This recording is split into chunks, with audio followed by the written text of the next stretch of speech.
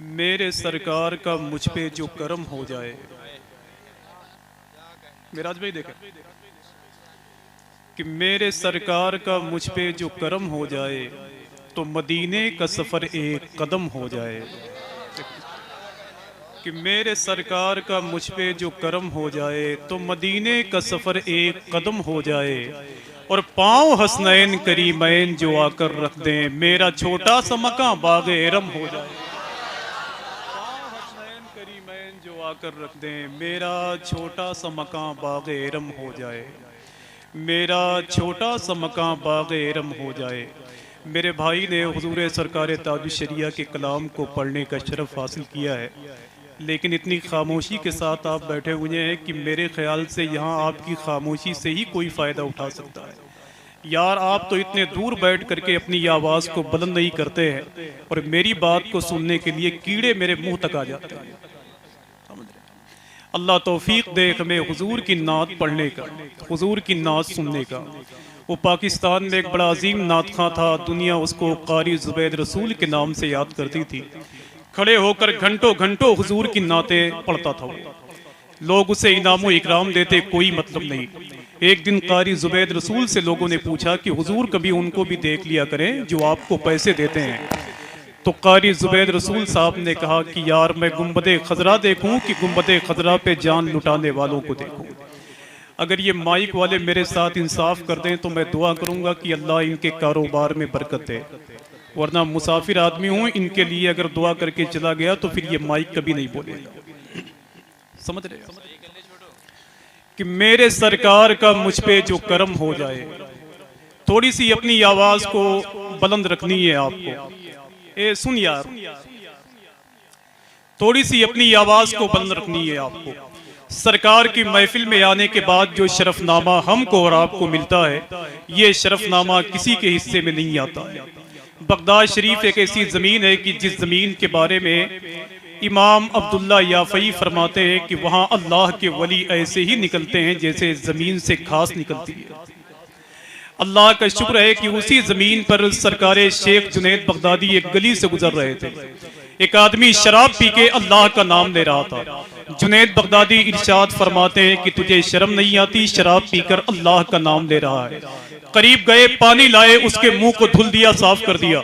जैसे ही जुनैद बगदादी फज्र की नमाज पढ़ने के लिए मस्जिद में पहुंचे तो क्या देखते हैं कि पहली वाली जमात में वही शराबी बैठा हुआ है।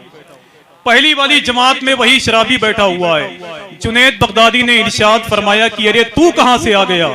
तो मस्जिद के दरो दीवार से आवाज आ रही थी कि जुनैद तूने इसका मुंह धुला था, मैंने इसका दिल साफ कर दिया है। हुजूर की महफिल में आने के बाद में हमारे दिलों के जंग साफ हो जाते हैं। अल्लाह हमें वो शऊर अता फरमाए जो हुजूर की महफिलों में तकसीम होता है। कारी मोहम्मद अली फैजी साहब तशरीफ लाए हुए हैं।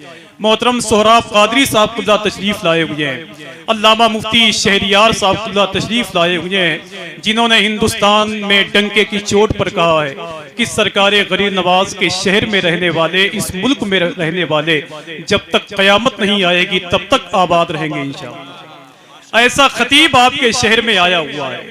तो ये माइक का सिलसिला अगर थोड़ी देर के लिए सही रहा, जैसा कि अभी ठीक है मेरे भाई, आप उंगली पे टेप बांध लीजिए, वरना मैं आपको बांध दूंगा। समझ रहे हैं आप? पर थोड़ी सी आपकी मोहब्बतें मिलनी चाहिए। अल्लामा नौशाद साहब, अल्लामा कारी निजामुद्दीन साहब, मेराज भाई बैठे हुए हैं। बाकी ये मेरी जमात के तलबा बैठे हुए हैं जिनकी जूतियां मेरे सर का ताज है, जो दिल में सबसे गुंबद का नजारा लेके बैठे। बहुत अगर आप बोलेंगे तो कहीं ऐसा नहीं है कि मैं डर जाऊंगा। मैंने अल्लाह का शुक्र है बड़ी महफिलें देखी हैं हिंदुस्तान के बाहर। दुबई है, मस्कत है, सऊदी अरब है, इराक है, जॉर्डन है, जैसे मुल्कों में बहुत आया गया हूँ, कोई ऐसी दिक्कत भी नहीं है। बस थोड़ी सी आपकी आवाज को सुनने का शौक रखता हूँ। देखें आप, जो दिल में सबसे गुंबद का नजारा लेके बैठे गए, बस एक आदमी सुभान अल्लाह कह दे तो मैं समझूंगा कि मेरी सांस के पीछे भी कुछ आदमी लगे हुए हैं। जैसे एक साहब पत्थर ढोते हुए जा रहे थे तो उनके पीछे एक आदमी हाफते हुए जा रहा था। तो पत्थर ढोने वाले आदमी ने कहा कि यार पत्थर मैं ढो रहा हूं, मगर बिला वजह आप क्यों हाफ रहे हैं? तो उसने कहा कि चचा एक साथ आप दो काम नहीं कर सकते हैं, आप पत्थर ढोते हुए चलिए, मैं पीछे से हाफते हुए आ रहा हूं। तो कम से कम मेरी आवाज के साथ यही काम कर लें, मेरी आवाज आगे बढ़े तो खलीलाबाद के इस जिले के अंदर रहने वाले आप जैसे मुकद्दस लोग बोल के दिखाएंगे इंशाअल्लाह। जो दिल में सबसे गुंबद का नजारा लेके बैठे गए, देखें आप, जो दिल में सबसे गुंबद का नजारा लेके बैठे गए, जो लोग बोलते हैं मैं दुआ करता हूं ऐ मेरे मौला उन्हें इसी महीने में मदीना शरीफ बुला ले, और जो लोग नहीं बोलते हैं उनको उठा के अयोध्या भेज दे। जो दिल में सबसे गुंबद का नजारा लेके बैठे गए, वो अपनी आंख में जन्नत का नक्शा लेके बैठे गए। इसके बाद आने वाला शेर इतना बोलता हुआ है कि अगर वो शेर खुद बोल दे तो आपकी बोलती बंद हो जाएगी। जो दिल में सबसे गुंबद का नजारा लेके बैठे गए, वो अपनी आंख में जन्नत का नक्शा लेके बैठे गए और महकती ही रहेंगी उनकी नस्लें रोजे महशर तक। मेरे सरकार का जो भी पसीना लेके बैठे गए, महकती ही रहेंगी उनकी नस्लें रोजे महशर तक। कोई एक आदमी इधर से खड़ा हो जाएगा, नारा बुलंद करे यार माशाअल्लाह, हुजूर की मोहब्बत में खड़ा हो जाए माशाअल्लाह।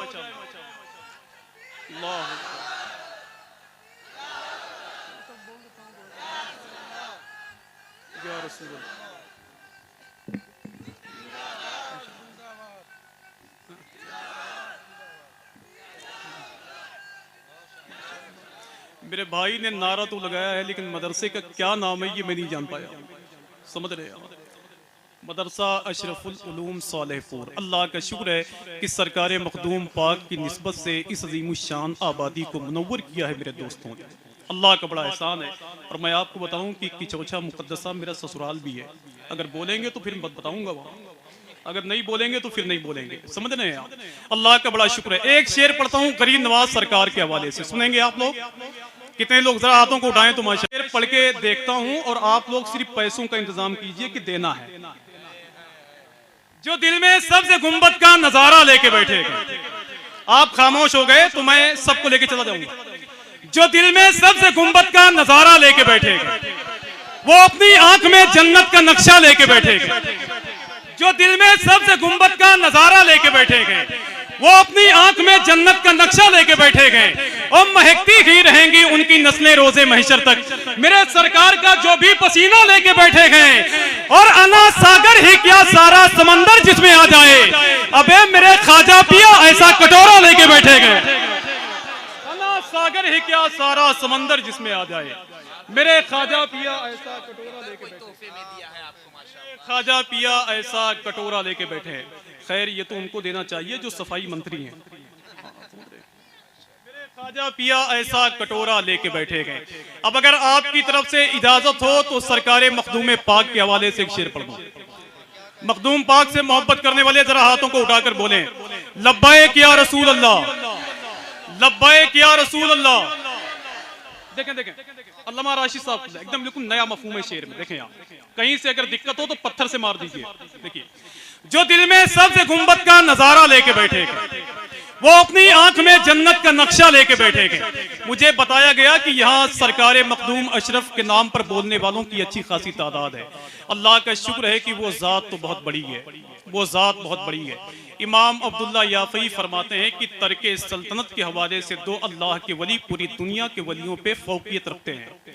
उसमें एक नाम सरकार इब्राहिम बिन अदहम का है, और खुश हो जाएं दूसरा नाम सरकार मखदूम अशरफ जहांगीर समनानी का।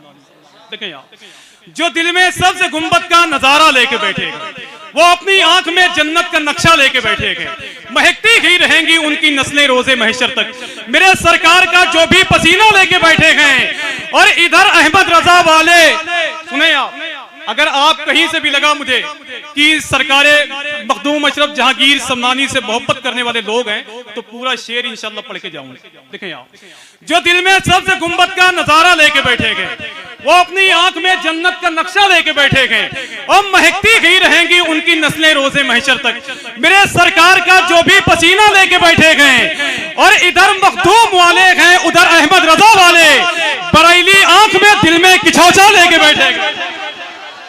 इधर मखदूम वाले और उधर अहमद रजा वाले, बरेली आंख में दिल में किचौचा लेके बैठे गए। बरेली आंख में दिल में एक छोछा लेके बैठे हैं। हजरात, आइए बड़े ही अदब और एहतराम के साथ इस अजीमुशान महफिल नूर में, जिसको सजाने में सालेहपुर की अजीमुशान बस्ती के लोग कामयाब हो गए हैं।